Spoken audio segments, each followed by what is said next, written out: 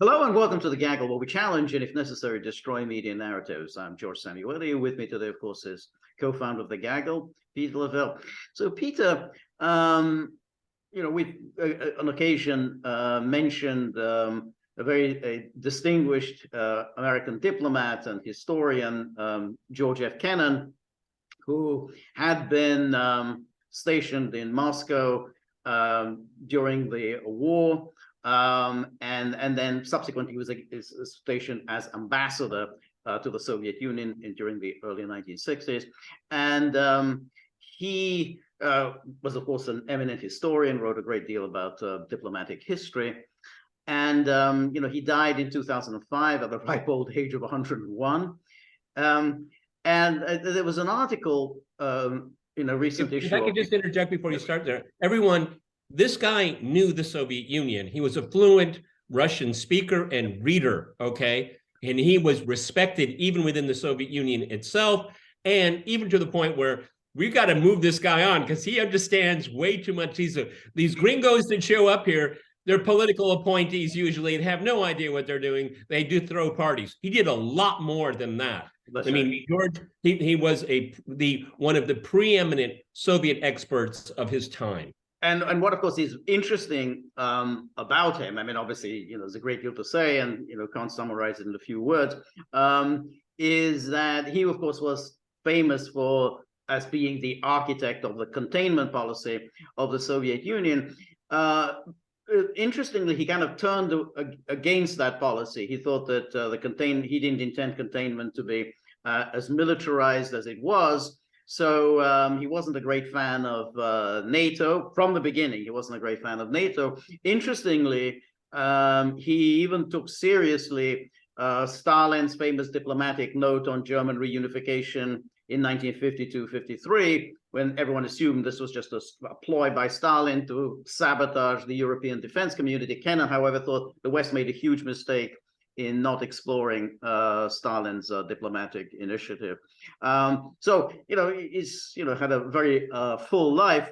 And so there was this article in Foreign Affairs about Kennan's views on Ukraine. And of course, it was a reasonably balanced article. But attached to the article were some letters that Kennan wrote to Strobe Talbott during the 1990s, and also there's one in which Strobe Talbott responded to Kennan, and the thrust of Kennan's letters, the letters date in 1997, was that he thought that NATO expansion was a really bad idea, but a particularly bad idea was messing around in Ukraine. So I just want to look at what Kennan actually said. This is 1997, and interestingly, the article mentions that in 1995, when the Clinton administration, they turned out triumphantly for the 50th anniversary of the common victory in World War II, Strobe Talbott, who was Deputy Secretary of State Clinton, and he was an old friend of Clinton's, Strobe Talbott had invited Kennan to come to Moscow, and Kennan declined the invitation. Evidently, he wasn't enthusiastic about taking part in any kind of Western triumphalism. So it was so 1995, Kennan says, "I'm not coming to Moscow." So prescient, so prescient. Yeah. So let's take a look here.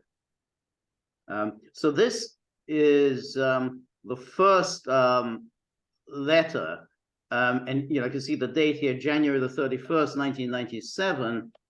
And he says, "Dear Strobe, for several reasons, I have to this time refrain from commenting publicly on the planned NATO expansion.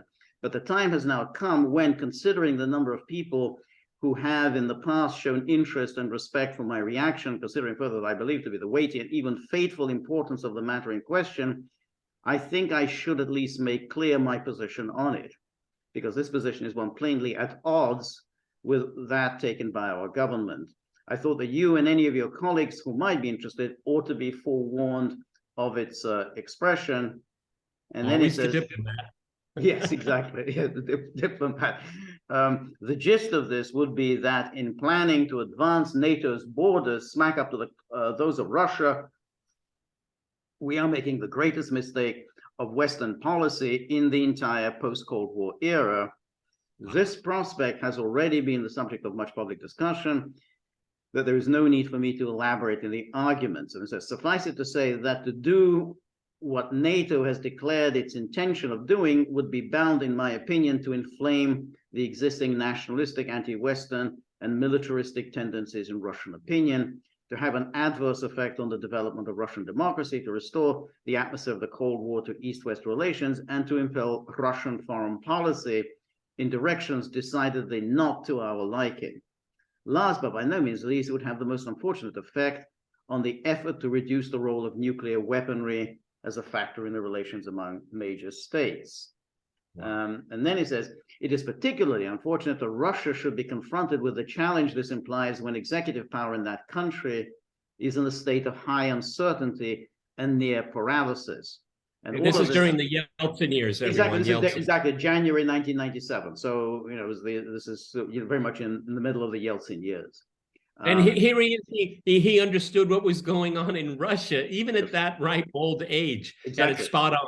That's right, exactly. So he's 93 here. I mean, that's the thing. So, and all of this is doubly unfortunate in the light of the total lack of necessity for it. Neither at the time when this expansion was conceived, nor at any time since has anyone in that region been threatening anyone else with military attack. There were many more hopeful possibilities in the East-West relationship on which attention could and should have been centered, rather than the question of who was to be allied with whom, and by implication against whom, in some fanciful, totally unforeseeable, and most improbable future military conflict. So, yeah, quite very, very nicely expressed. Yes. As I'm sure you are aware, a side effect of the NATO decision on the extension of its boundaries to the east has been to impose a good deal of instability onto the positions of the various countries, which in contrast to Poland, Hungary, and Czechia, I guess there's an A missing, Czechia, have not yet been invited to become members of NATO. Their governments have been brought to realize that they must now choose between joining NATO at the cost of the sacrifice of good relations with their Russian neighbor, or accepting what they view as being left helpless and without Western support in contending with the pressures and attacks on their independence from the East, which, as they are assured from a number of Western quarters, are to be expected. So you kind of, you know, you're either with us or you're against us. That was the did this at this time. There's no, even the most fanatical neocons would never say Russia was a military threat at the time that this was written. Exactly. And then nowhere, and for a very good reason, does this choice appear more. Yeah, all right. I think this is still the same letter. Or nowhere, and for this very good, does this choice appear more portentous and pregnant with fateful consequences than in the case of Ukraine. And while this letter, this is a letter that Kennan wrote in April. So this is January 1997, and 3 months later, he writes another letter to Talbott. Nowhere, and for this very good reason, does this choice appear more portentous and pregnant with fateful consequences than in the case of Ukraine. And while this letter is not the place for an examination in extenso of the ins and outs of the problem of Ukraine's future relations with NATO, there is one aspect of it that seems to have received very little notice, if it was noted at all, either in the Western media or in the Western policymaking circles. And it is this to which I'm venturing to call attention. It says, I receive, and quite regularly, the daily newspaper, Moscow paper, Nezavisimaya Gazeta, and from its columns, I learned the following. Some time ago, last summer, if not earlier, the Ukrainians approached the leading NATO powers and Russia, first with the news that they, the Ukrainians, proposed to hold a naval exercise under the name of Sea Breeze in the Black Sea. And they still do. And they still do. In the Black Sea in the late summer of this year. And secondly, that they were inviting the NATO powers in question and also Russia to send naval vessels to observe and apparently to participate in this exercise. The latter, it is understood, was to take the form of a mock landing somewhere in the Black Sea coast. And the invitation envisaged not just one entry into the Black Sea of the vessels of the invited NATO powers, but two. One in the present March-April period to prepare for the proposed maneuver, and another one in the late summer for presence at the proposed grand event. So yeah, we're going back to 1997. So he's already drawing attention that what direction Ukraine is going. This is 6 years into sort of the independence, the first time in history that other than the kind of few years just immediately after the Bolshevik Revolution, a couple of years. This is the first time Ukraine's been independent, and it's already essentially antagonizing, going out of its way to antagonize the Russians. And in reading this, it's not crystal clear, but I would have to be convinced, George, that it wasn't the Ukrainians that came up with this idea. Okay. Yeah, exactly. That's right. You don't just come up with an idea. Hey, how about you come over, and observe. The Russians, seeing, and not without reason, no conceivable purpose in this exercise other than an anti-Russian one, at once declined the invitation. But the various NATO powers, including Britain, France, Germany, and the US, among others, appear to have accepted it with alacrity. And the naval vessels of these and 3 other NATO countries, including, curiously, the Turks, are reported to have appeared in the Black Sea as guests of the somewhat unreal Ukrainian Navy, as little as 10 days or a fortnight ago. Including among them was evidently one American frigate described as the Cap, drawn no doubt from the Mediterranean Sixth Fleet. For all I know, these ships are still there, but it was not proposed that they should remain there for long on this preparatory visit. They or others of their kind were to come again to attend the final maneuvers in late summer. So he's writing this in April. Kind of like cockroaches, George, once they get in your house. That's right, exactly. Termites, yeah. Termites, better. So now, you and I both know that there is no more sensitive a point in all Russian diplomatic and military history of the modern era than the question of the entry of foreign warships into the narrow waters of the Black Sea. Our people may know nothing about history, but the Russians certainly do. And there is scarcely any other object of their military and naval history, the Napoleonic and Hitlerian invasions accepted, which has more painful memories for them, memories of the entry of British and French fleets into the Black Sea and their attacks on the Crimea and Sevastopol in particular in the Crimean War. Yeah, that's kind of the thrust of it, which kind of explains why Russia responded the way it responded in 2014 following the illegal overthrow of an elected government and this rabidly nationalist, Russia-hating crew that seized power in 2014. And I think it's fair to say, though you and I will never be able to interrogate Victoria Nuland, but with the advent of the illegal change of power, overthrowing a democratically elected government, she lost the prize. The prize was Crimea. Right. That's what they wanted, okay? Right. And it eluded her. And that also explains the absolute visceral hatred of wanting to succeed, because we had the Trump administration hiatus, but they came right back into power and continued their drive, okay? Right. Crimea was the jewel. And, again, it's such a pleasure. It's nice having George read George F. Kennan for us. It's really good. Okay, keep going. Yes, you're right, and they're doing it now with this talk of, hey, why don't we launch a ground offensive to take Crimea? So that we cut off the land bridge, the land bridge to Crimea. That's a really good idea. Let's kill even more Ukrainians on this absolutely lunatic military venture. And why is Crimea mentioned again? Okay, is this to bolster the regime in Kiev? No, it is to grab Crimea for NATO. Exactly. It's not for Ukraine. That's right. The way this is presented is just so it's so dangerous, because they're making it look like liberation here. No, this is to conquer Crimea, to throw Russia out of the Black Sea forever. Right. Exactly. I mean, they're already boasting, hey, the Baltic is a NATO lake.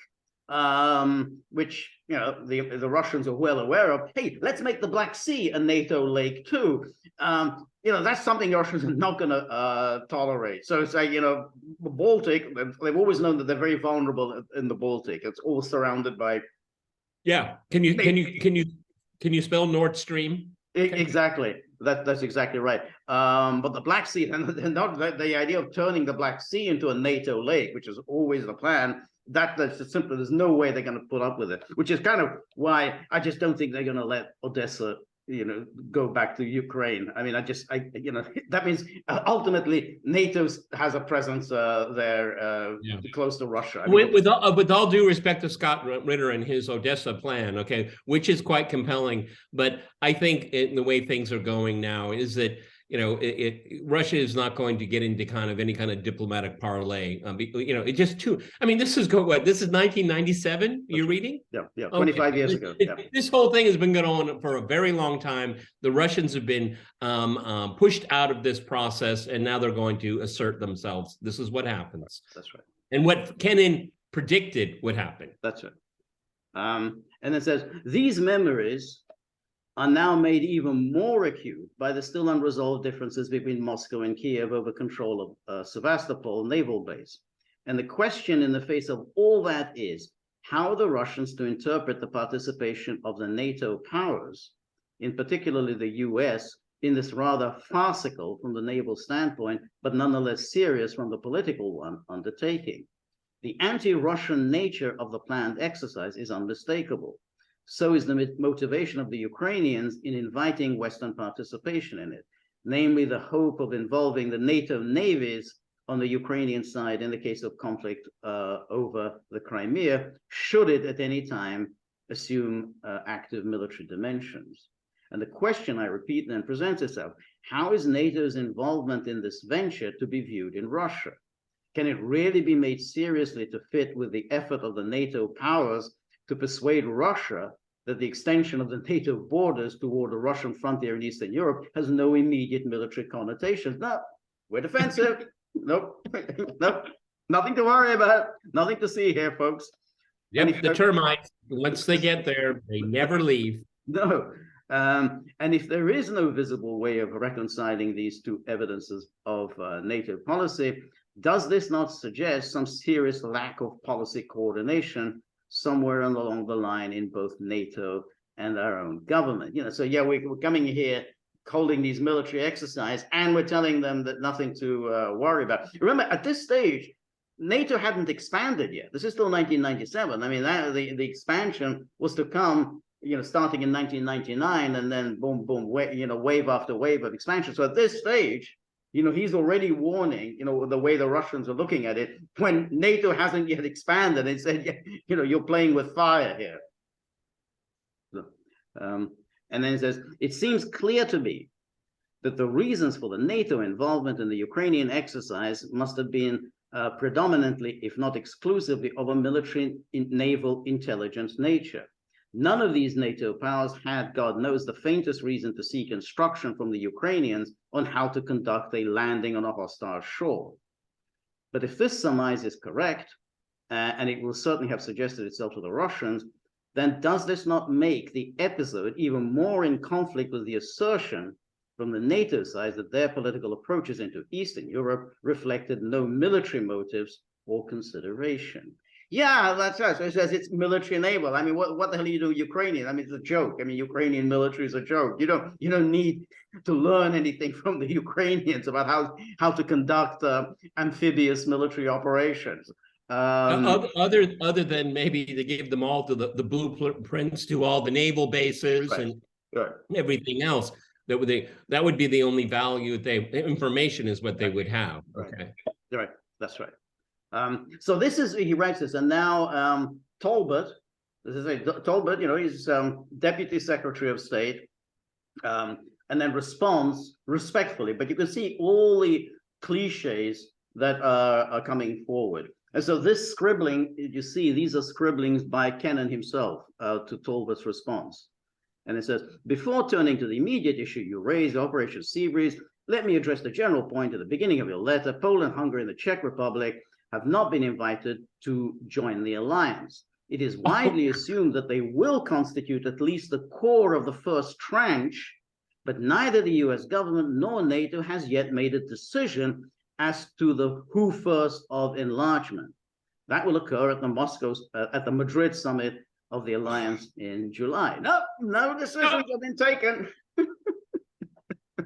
Well, I mean, come on. I mean, this is childish. I mean, no decision is, but you're in negotiation with them intensely. Okay. I mean, you're waiting for the coming out party, but everything, when there's a coming out party, everything has already been decided. Exactly. And remember, 1997 was the year when NATO signed that ridiculous agreement with Russia, the NATO-Russia Foundation Agreement. The only reason they signed it because Russia was very unhappy about NATO expansion, and so they thought to just to soothe the Russians, so they would sign a completely meaningless agreement because there was nothing Russia could do to stop this, and so they gave a sop to Yeltsin, so Yeltsin doesn't look completely humiliated. But so this is that was in 1997, so everything was already in place. I mean, the whole idea that we don't, no decisions have yet been made. Well, you wouldn't have signed the agreement with Yeltsin if no decision had been made. Well, and also mentioning Operation Sea Breeze was a naval maneuver. Okay, yeah, Hungary and the Czech Republic, they don't have navies. No, no, they definitely do not. As I stressed in my last letter to you, President Clinton and his fellow allied leaders believe that while retaining its military capacity and its core identity as a defense treaty, NATO can, more than ever before, foster integration and cooperation between what we used to think of as East and West. Moreover, NATO... But if it's a defensive treaty, then it's defending against whom? Against, yeah, exactly. That's against whom? Yeah, and it's clear because if you're doing about integrating East and West, then shouldn't your priority have been to integrate Russia? I mean, that's your main priority. Russia, is going to be your main adversary during the Cold War. And if you really want to bring the divisions of East and West to an end, then wouldn't that be your first priority? How can we bring Russia into this common system? Further integration and cooperation between what we used to think of East and West. No, what you want to do is you want to expand the West and contract the East. That's exactly what that said. That's right. Exactly. Moreover, NATO's open door to the East can foster integration and cooperation among the Central Europeans themselves. In fact, to elaborate on a point I made in our earlier correspondence, the very prospect of NATO membership has already begun to encourage positive, peaceful trends in Central Europe. To cite 3 examples, Hungary has largely settled its dispute over borders and minority question with Slovakia and Romania. Poland has reached an old divide to create a joint peacekeeping battalions with Ukraine, and Lithuania and Romania and Ukraine are very close to signing an agreement to end their border dispute. Now, all of this is just nothing. I mean, these are nothing. These were all settled at the end of World War II. I mean, you're bringing that up as if, we just settled something. But if it's all settled, then why do you need them in NATO? Right. Yes. Yeah. It's absurd.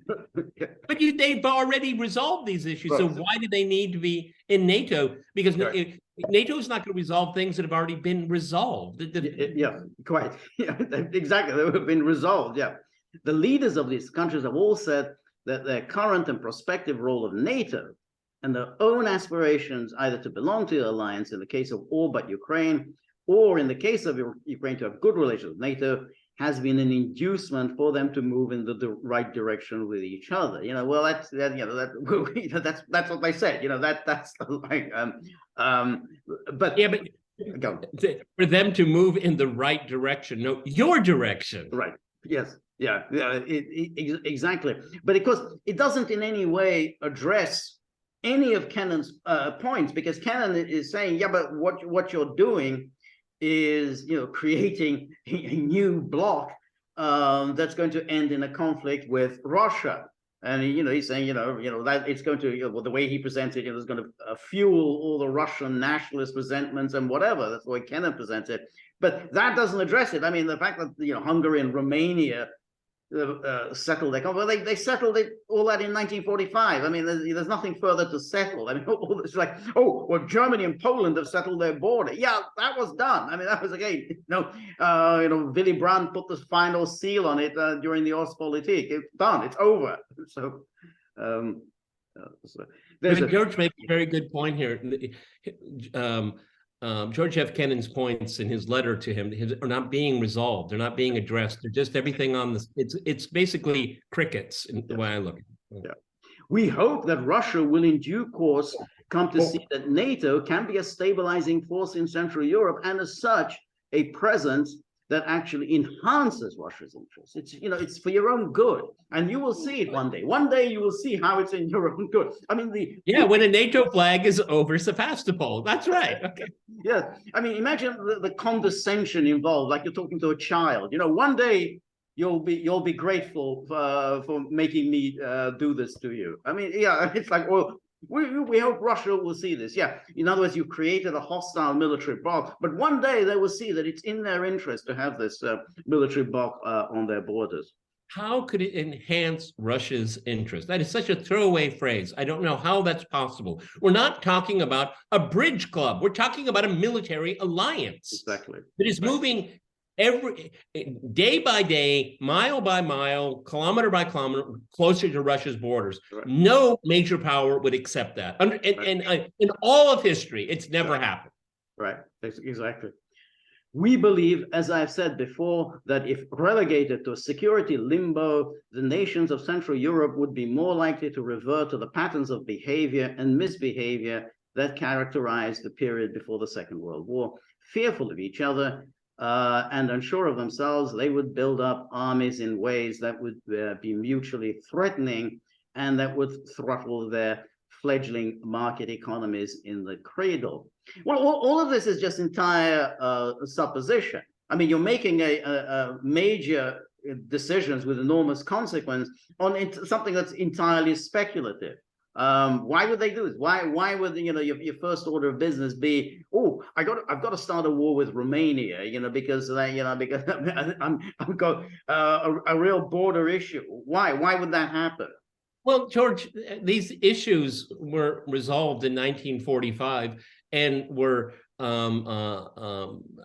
codified within the Warsaw Pact and Comecon. I mean, all of this was already taken care of. Okay, right. I don't see. I would see joining the European Economic Community as alleviating that. We trade, we don't fight each other, and all that. These issues were long resolved, and actually, for better or worse, everyone, the Soviet Union resolved them. That's right, and one has to say this is 1997. So the whole issue of the only people who were actually reopening all sorts of questions were NATO in doing it with Yugoslavia, because it was the NATO powers that went ahead and violated the Helsinki Final Act by rushing in and recognizing the secessionist republics of Yugoslavia. So you said that, hey, these borders in 1975, they signed the Helsinki Pact. They said, no one's going to change any borders. They're sacrosanct. And then you rushed in and recognized the secession of Croatia and Slovenia. And of course, as everyone predicted at the time, this would trigger wars throughout Yugoslavia. So that's NATO. That, the idea that Hungary or Romania are going to do this or that. I mean, no, it's what you did by rushing in and unilaterally recognizing illegal secessions. No, there were so many other issues at play here. I mean, I lived in Eastern Europe at the time. There was no revisionist powers, not at all. I mean, this is fantasy. This is somebody sitting in a Washington air-conditioned office, playing with maps and stuff like that. No, there's no evidence of what Talbott was claiming is going on. There was no evidence that it was, in fact, true. Okay, I was there. I was a witness to it. Okay, I mean, I was living in Poland. We got to get Lithuania back. Vilnius. We got to. No. I mean, people have a few drinks and say "Greater Poland," and everyone cheers, but we're not going to take it back, really. Okay. Yeah. I mean, it's like Miscavige, talking about Lithuania. It's like, yeah, that's part of literature. Okay, but it's not policy. That's right. Exactly. As a consequence, we would have in Central Europe a volatile mix of poverty, anxiety, and militarized nationalism. President Clinton has stressed this point with President Yeltsin. A strong new NATO operating in partnership with a strong democratic new Russia will give the Russian people something they have not had for over 200 years, a genuine, sustainable peace with the nations to their west. Good. Dissolve NATO and that will happen. Quite so, yeah. The simple solution.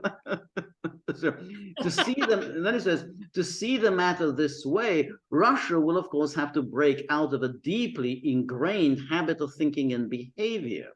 Instead of so there's never going to be another Napoleon. There's never going to be another Hitler. That's right. Okay. Yeah, exactly. That's right. Sorry, I interrupted you. No, but that's exactly. It's never going to happen. Instead of seeking to protect its western borders by carving out a buffer zone of conquered smaller states and maintaining an armed truce along the lines of confrontation, Russia would have to consider an alternative that holds out the promise of something better, true security and stability based on cooperation rather than subjugation and intimidation, the opportunity to change the fundamental terms of reference and engagement of Russia's relations with its neighbors. It comes when Russia is trying to open its society and economy to the outside world. Now, of course, as you said, well, the simple solution there, you dissolve NATO, in response to the dissolution of the Warsaw Pact. That's one way of solving it. But the other thing is that he says that these buffer states, but Russia didn't go for these buffer states. That was a consequence of World War II.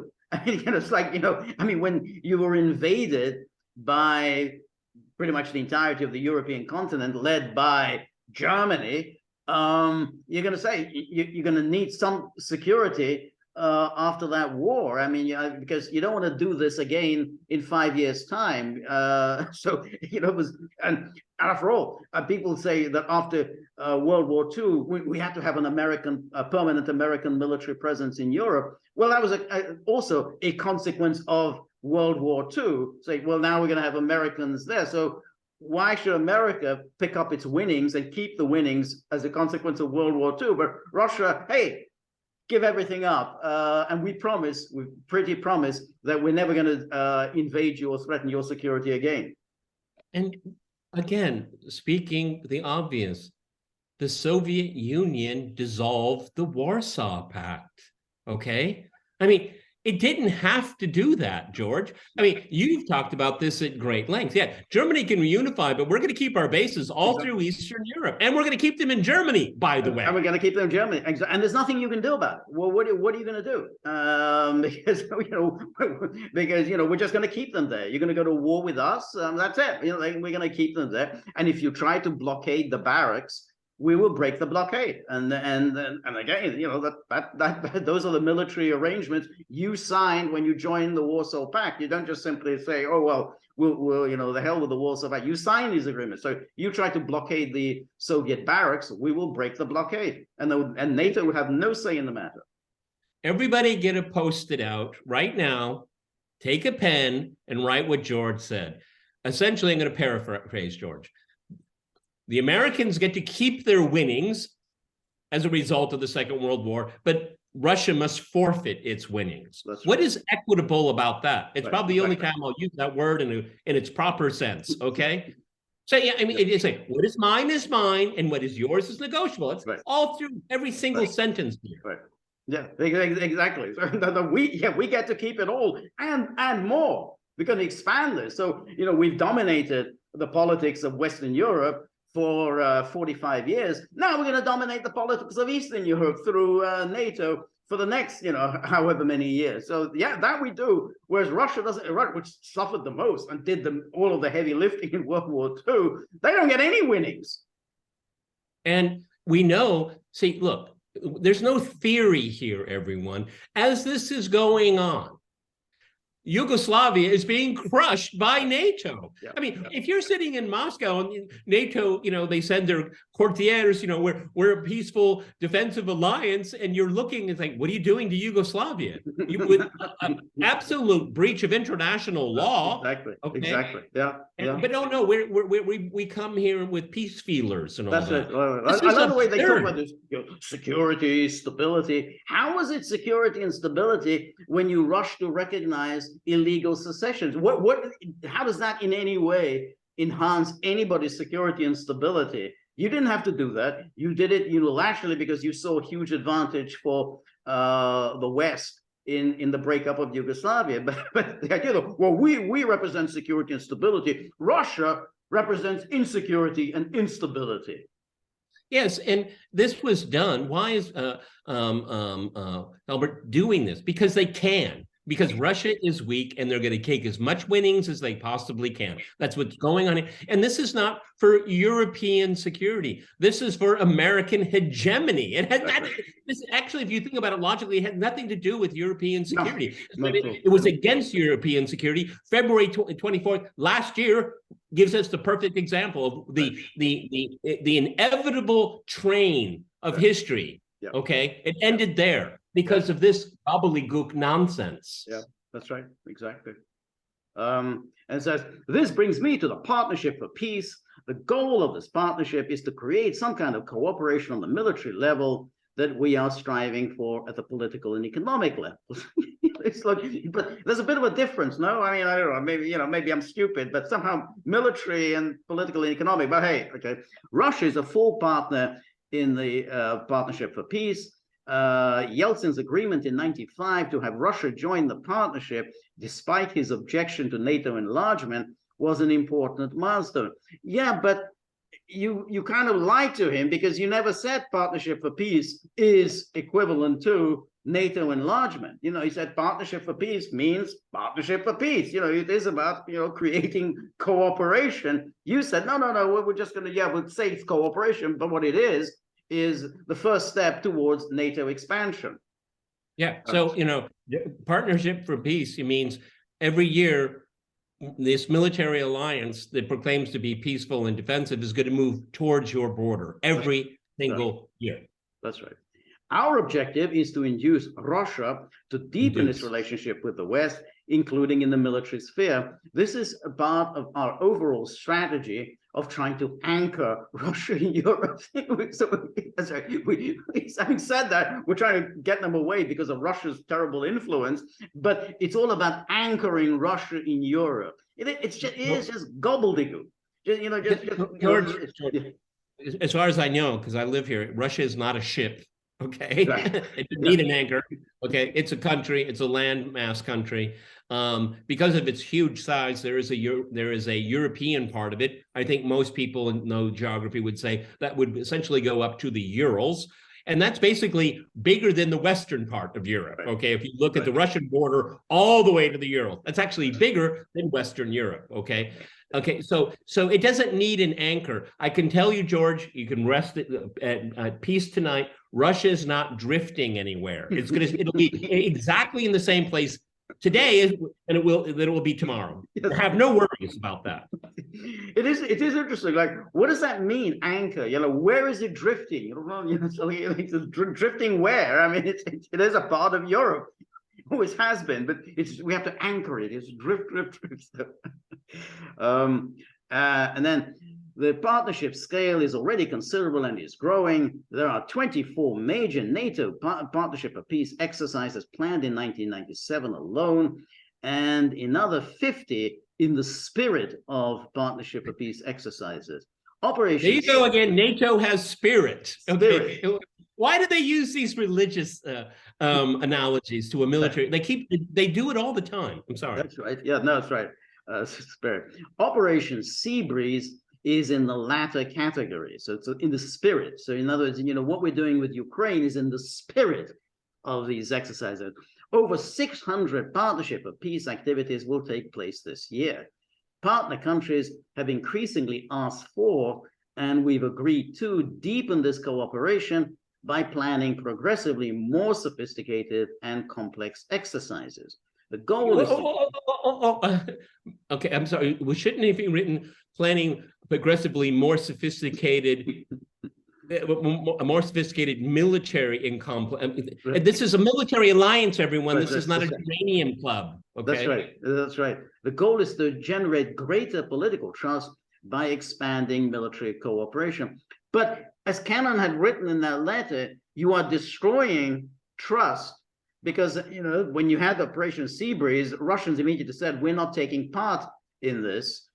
Because, and Kennan says, they saw it as directed against them. I mean, you know, what does that mean? NATO organizing amphibious landings in Ukraine. I mean, but they're not bringing flowers, everybody. That's right.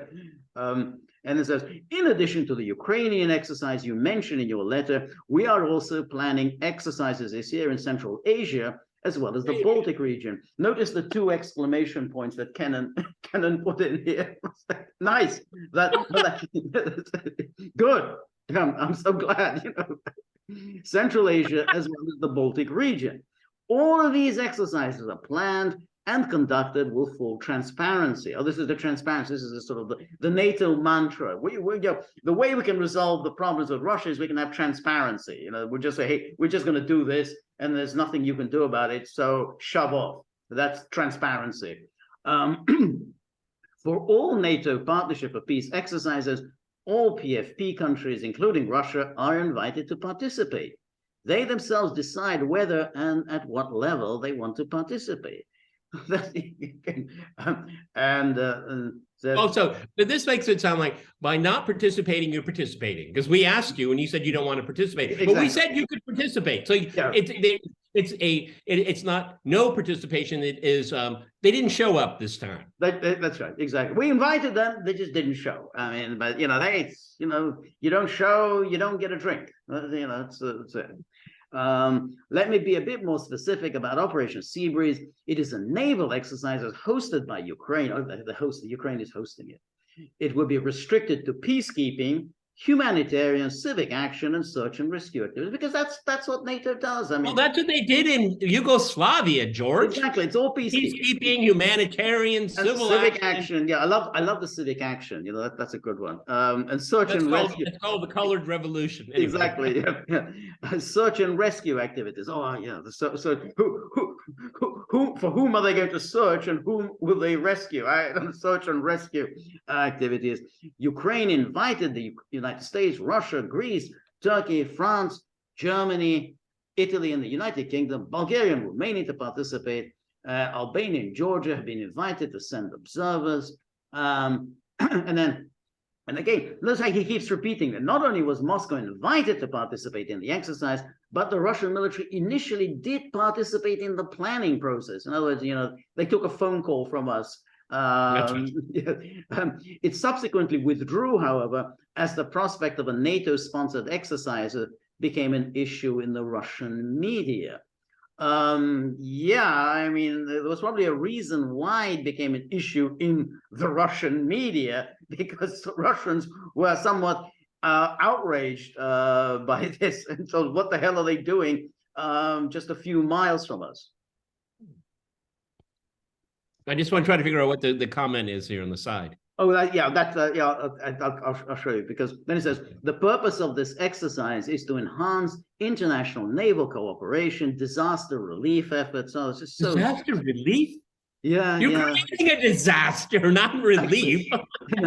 The scenario involves an earthquake in a fictitious country. It's just fictitious. You just made it up. You know, it's a fictitious country. You know, well, why don't you do it in Liberia? Okay, exactly. The country's leadership calls for a multinational peacekeeping force to help provide humanitarian assistance with a naval convoy, helping to deliver assistance as well as to evacuate wounded personnel.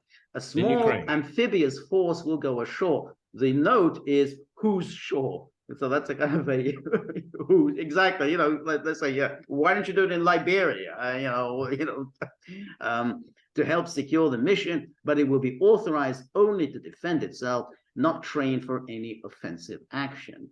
So here, this is the mantra, it's just defend itself, not trained for any offensive action. So we're in Ukraine, we're doing these amphibious exercises on Ukraine, not too far from Russia, obviously spying on the naval base in Sevastopol. But hey, no one's being tracked for anything offensive. No, I'm not doing anything offensive.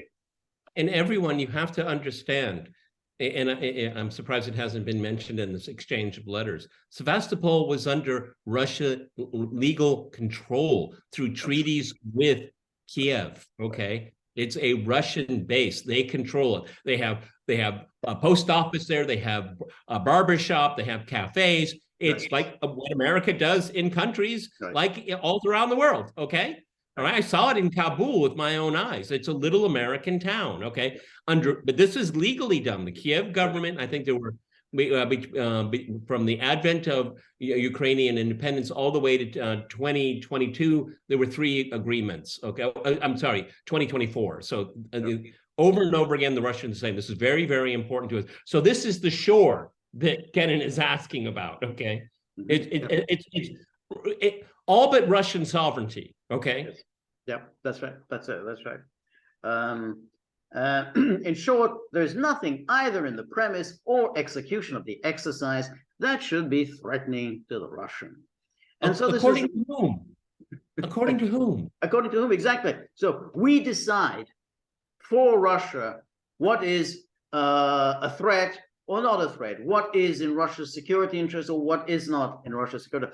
That's never been the basis of any kind of agreements among states. You don't get to decide for another state what is in that state's interest. It's known as unilateralism and ultimately subjugation. I mean,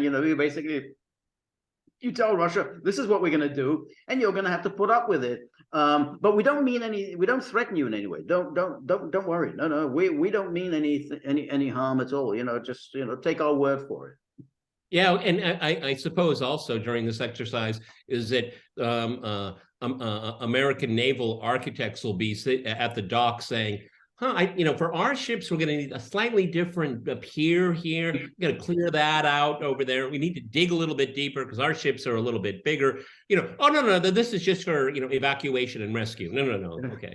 That's exactly what they wanted to do. Okay. Right. That's right. So start refitting all of the harbors for NATO ships. That's right. That's it. Yeah. That said, it has obviously aroused controversy, but it has done so in the context of tension between Russia and Ukraine over the Crimea issue, unsolved differences of Sevastopol, the Black Sea Fleet, to which you allude, as well as over the cooperation that is developing between Ukraine and NATO.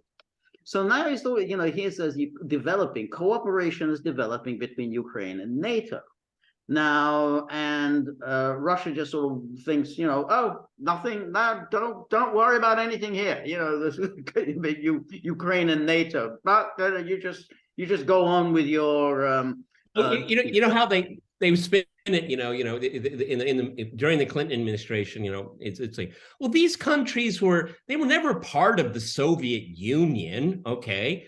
We're talking, the Czech Republic, Czechoslovakia, the Czech Republic, Slovakia, Poland, they were never part of this. But at the same time, we're talking to the Baltic states. We actually have our eye over the horizon. We're thinking about Central Asia. Okay. That's right. Yeah, and the Russians are supposed to say, oh, okay. All right. I see. I get you. That's right. That's right. Yeah.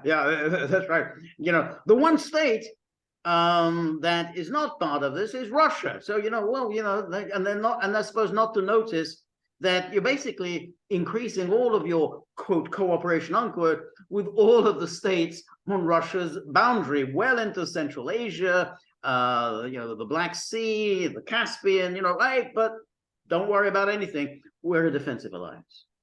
And Russia's invited to watch. That's exactly the right response, we feel, is not to stop cooperating with Ukraine, but to redouble our effort to re-engage Russia, to offer Moscow every opportunity to cooperate with us, and thus to encourage the evolution in the mindset to which I referred above. In other words, they just get to do what we want them to do, what we have decided is in their interest, and essentially just be subject to us. And That's this right. is not Cold War triumphalism. This isn't basically saying we won the Cold War. We get to essentially impose our system on Russia. To offer Moscow every opportunity to cooperate with us against you. Yes, that's right. Yeah.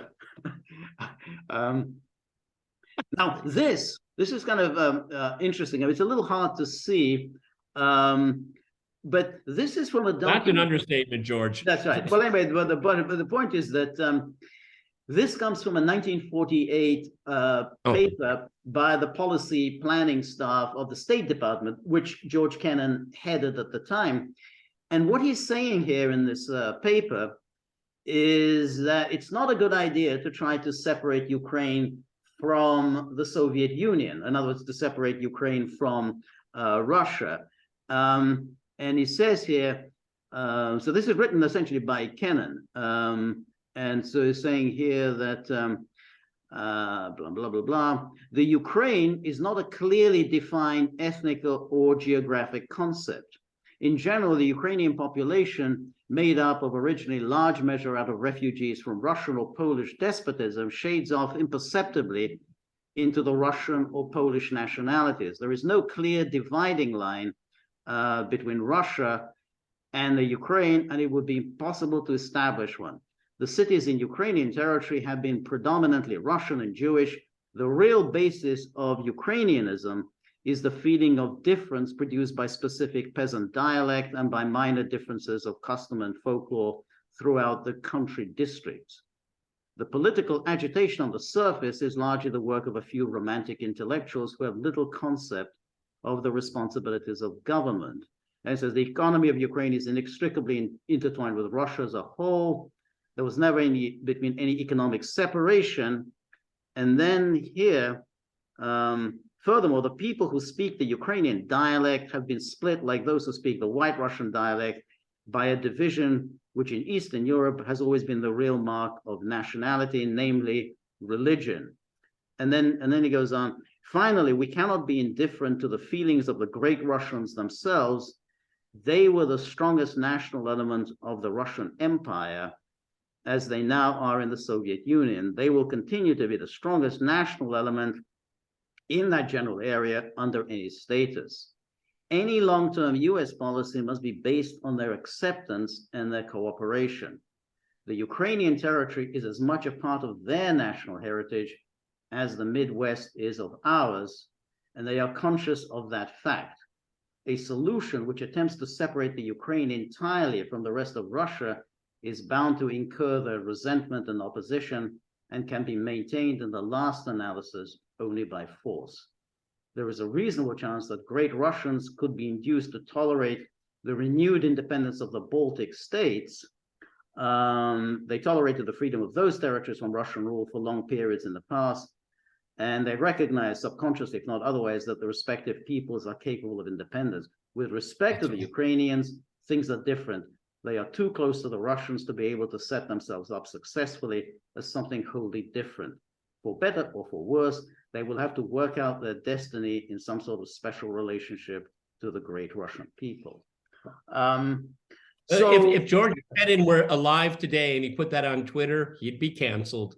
He'd be canceled. Hey, you're a Putin. You are a Putin apologist, because it's kind of pretty much what Putin has said.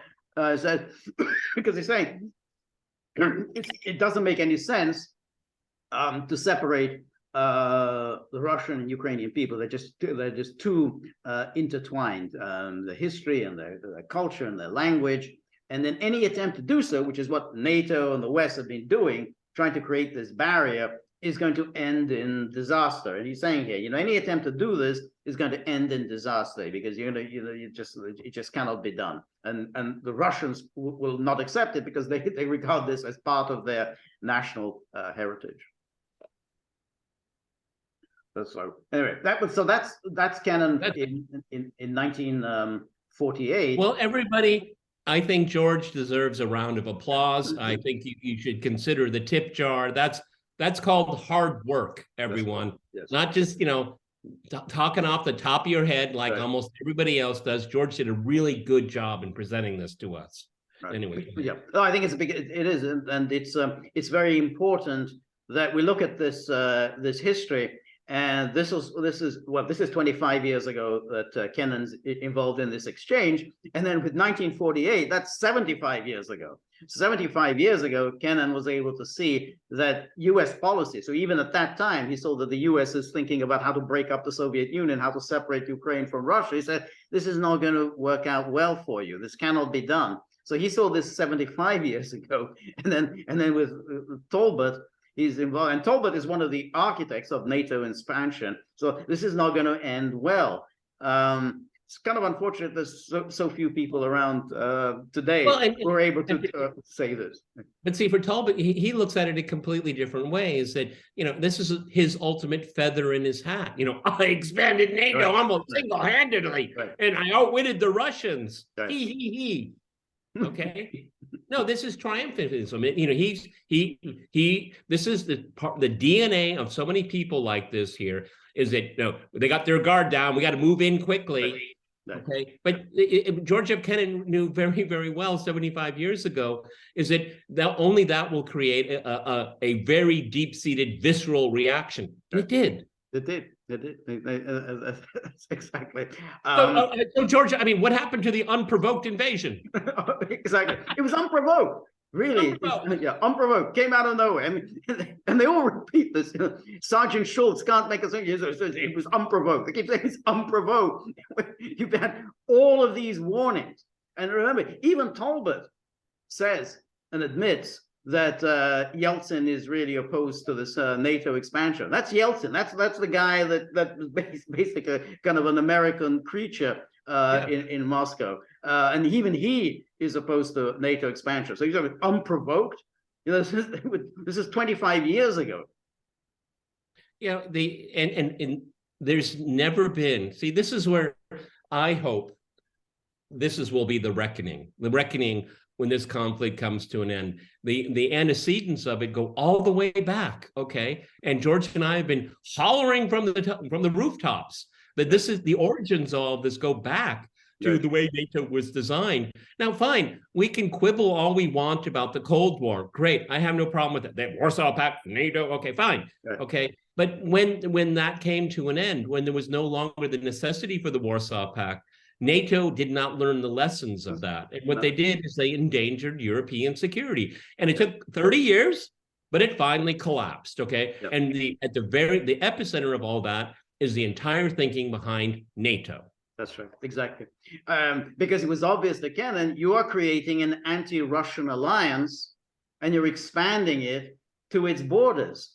And that's going to end badly. I mean, no one's going to put up with that. Russians are a proud people. They've also had very bad experiences with invasions. They will simply not tolerate this expansion to its borders.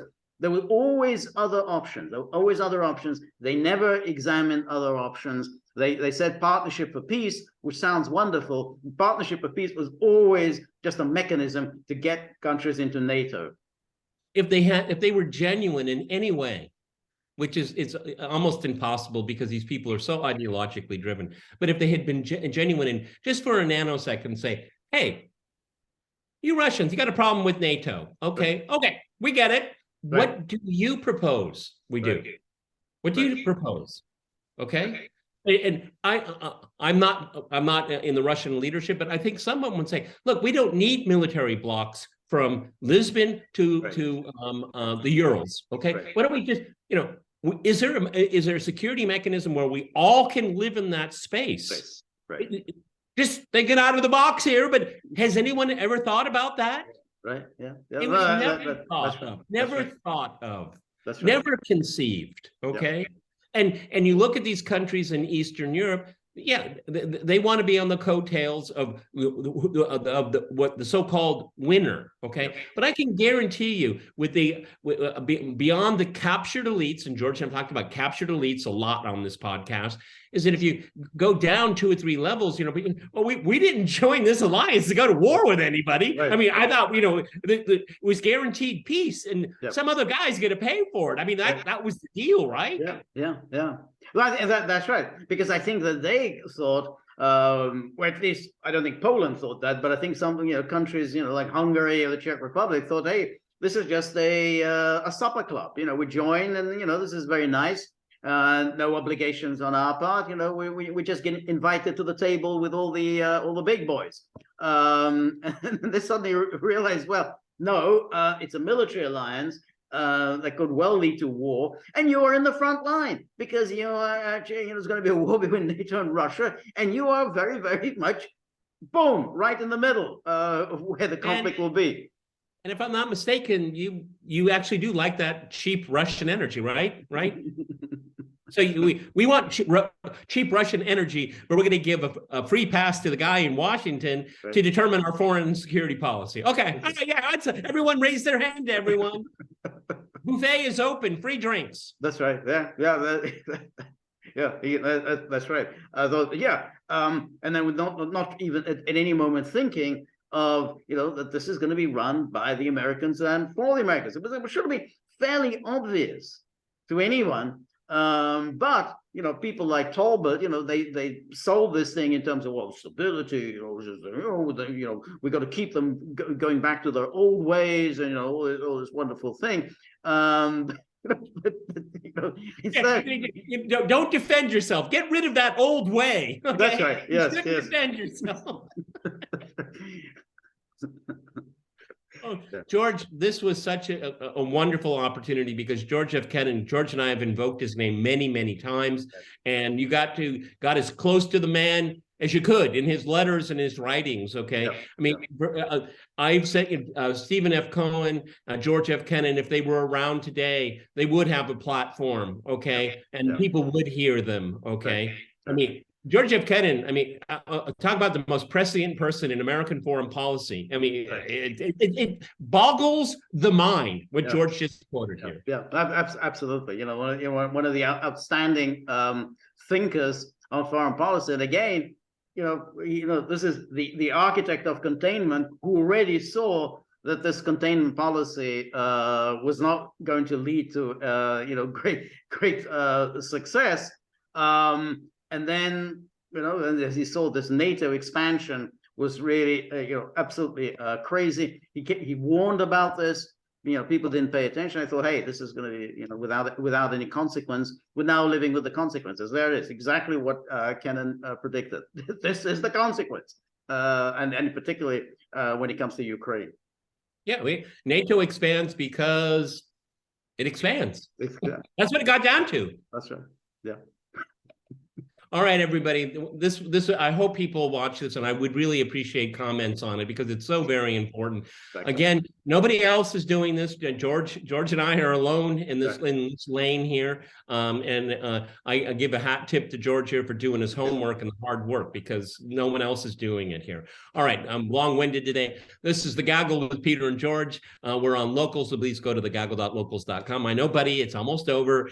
Please visit our store, and everyone join George tomorrow on his live stream. Live stream, 3 p.m. Eastern Time. Come with comments, criticisms, and suggestions. And on the way out the door, think about the most prescient of all individuals, and that's Buddy. His prescience is that if there's nothing in the tip jar, then nothing is going to work out. It's going to end in disaster. That's his prescience. So if you have a few bob in your pocket, whip them out, dunk them in this tip jar.